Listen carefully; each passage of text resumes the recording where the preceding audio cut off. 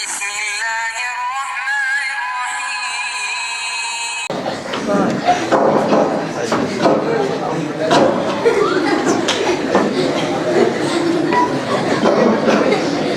السلام علیکم بابا جی، بہت پریشان نظر آ رہے ہیں، سب ٹھیک تو ہے؟ بیٹے میں کیا کہوں، میں تو اپنی پریشانی اور اس کا حالی سے تنگ آ چکا ہوں۔ کئی بیٹیاں بالغ ہو چکی ہیں جن کے رشتے کے لیے کئی سالوں سے پریشان ہوں، اور آج بھی اسی ارادے سے نکلا ہوں کہ کوئی مناسب رشتہ مل جائے۔ اگر آپ میری مدد کر سکتے ہو تو ضرور کریں، بڑی مہربانی ہوگی۔ ارے بابا، بس اس چھوٹی سی بات کے لیے آپ اس قدر پریشان ہیں؟ اگر آپ یہاں کسی پڑھے لکھے آدمی سے ماسٹر عبدالجبار صاحب کا نام پوچھ کر ان کے گھر چلے جاتے تو آپ کو اتنی زحمت نہ اٹھانی پڑتی۔ اس علاقے کے تقریباً سبھی لوگ جانتے ہیں کہ ان کے دو بیٹے بالکل جوان ہیں اور ان کو رشتے کی تلاش ہے۔ چلیے میں آپ کو ان سے ملاتا ہوں۔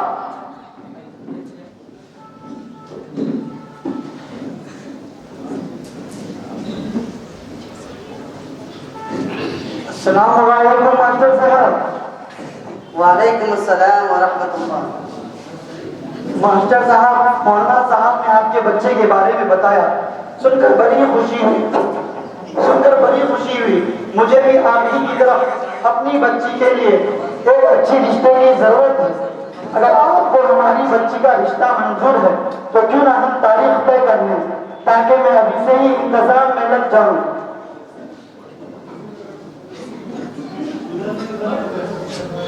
آپ ٹھیک سوچ رہے ہیں، میری بھی یہی رائے ہے، پر یہ تو بتائیے کہ آپ جہیز میں کیا کیا دیں گے؟ میرا مطلب ہے زمانے کی چلن کو تو آپ جانتے ہی ہیں، ہر شخص چاہتا ہے کہ میری بیٹی اور داماد خوشحال زندگی گزارے۔ ابھی 1 سال پہلے میں نے اپنے بڑے بیٹے کی شادی کی، مت پوچھیے ان کے سسرال والوں نے دل کھول کر جہیز دیا۔ بس سمجھیے کہ گھر کے ہر ضروری اور غیر ضروری سامان سے انہوں نے اپنی بچی کو نوازا ہے۔ بس ایک بات سے مجھے دکھ ہوا، میں نے 4 چکے کی بات کی مگر انہوں نے 2 ہی چکا گاڑی دیا۔ خیر یہ پرانی باتیں ہیں، مجھے امید ہے آپ میرے اس 4 چکے والے دکھ کو بھی دور کر دیں گے۔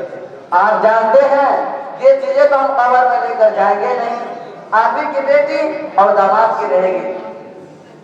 ماسٹر صاحب، اس سے بہتر تو یہ تھا کہ آپ سے میں ملتا ہی نہیں۔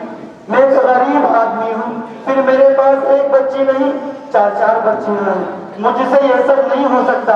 ٹھیک ہے، ہم کسی اور دروازے کا رخ کرتے ہیں۔ ارے بھائی، اس میں ناراض ہونے کی کیا بات ہے؟ آخر میں نے آپ سے کون سی چیز کا مطالبہ کر دیا جو آپ سے نہیں ہو سکتی؟ میں نے وہی چیزیں تو مانگی ہے جو عام طور پر رائج ہے۔ کوئی ٹرین یا ہوائی جہاز کا تو مطالبہ نہیں کر دیا کہ آپ پہ بھاری پڑ گیا۔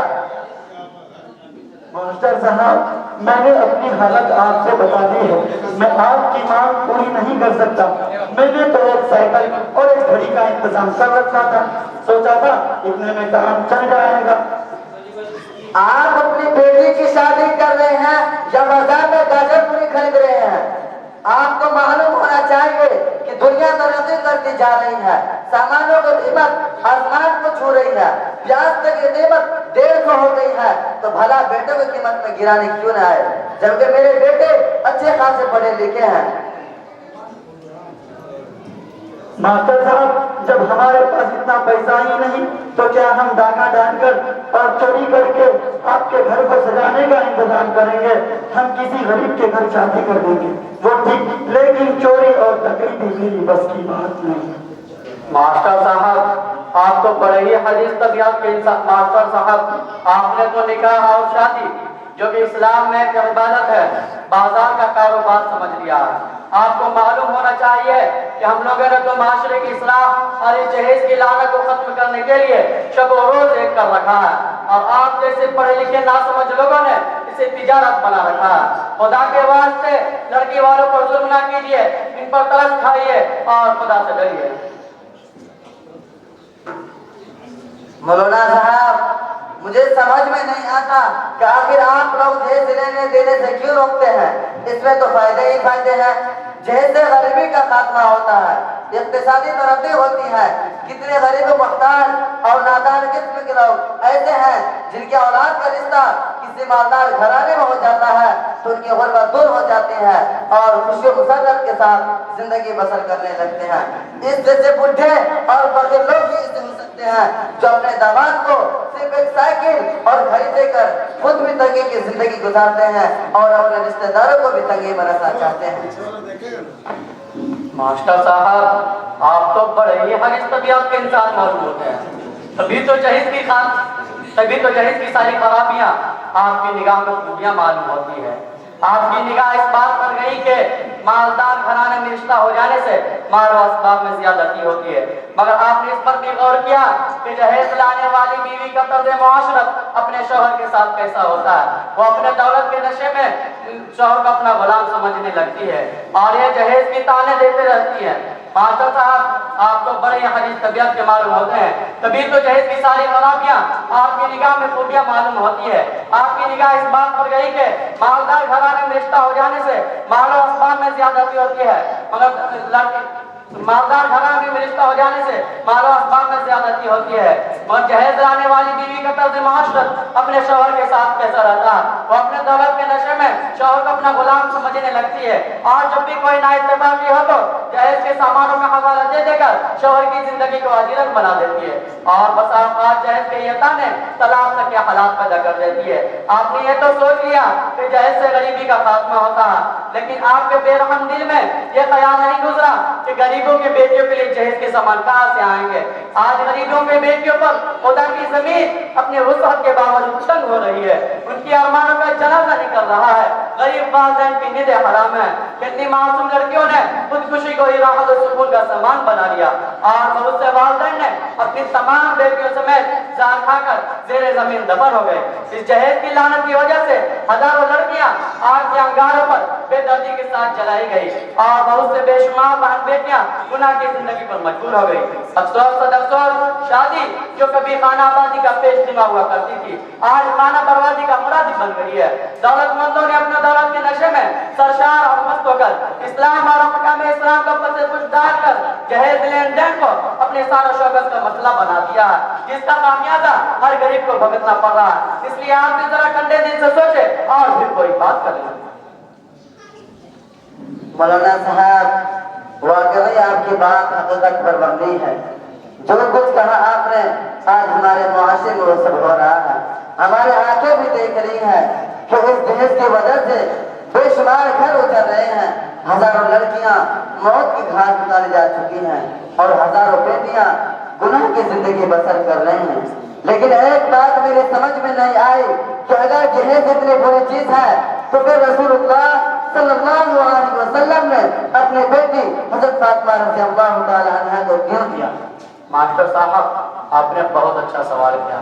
آج اسی کو دلیل بنا کر بعض لوگ جہیز لینے دینے کی لعنت سے گرفتار ہیں۔ سب سے پہلے تو آپ یہ سمجھیں کہ آپ صلی اللہ علیہ وسلم کی 4 بیٹیاں تھیں، حضرت زینب رضی اللہ تعالی عنہ، حضرت رقیہ رضی اللہ تعالی عنہ، حضرت ام کلثوم رضی اللہ تعالی عنہ اور حضرت فاطمہ رضی اللہ تعالی عنہ۔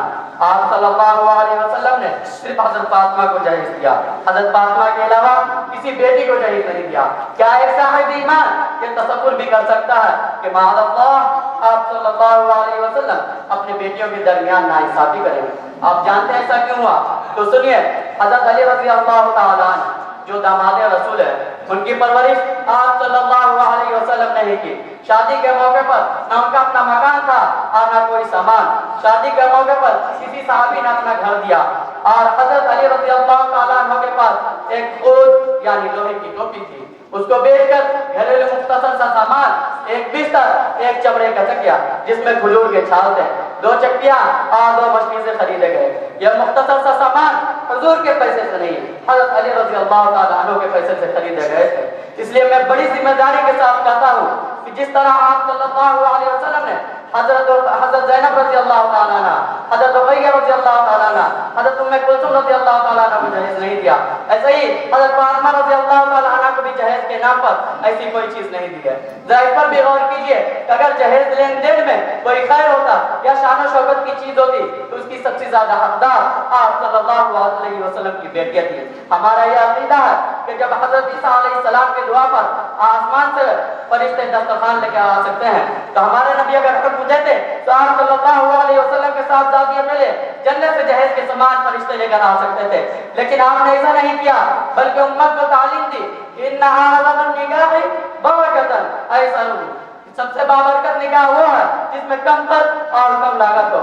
और आपने एक मौके पर और फरमाया, जो शख्स माल के लालच में शादी करता है अल्लाह उसे तंगे दस्ती और फक्र पाकर के सिवा कुछ नहीं देता। इसके अलावा कुरान में भी इसकी नुमान आता है और फकाहे किराम ने इस जहेज के माल को चोरी से, भीख से, डाकनी से ताबीर किया।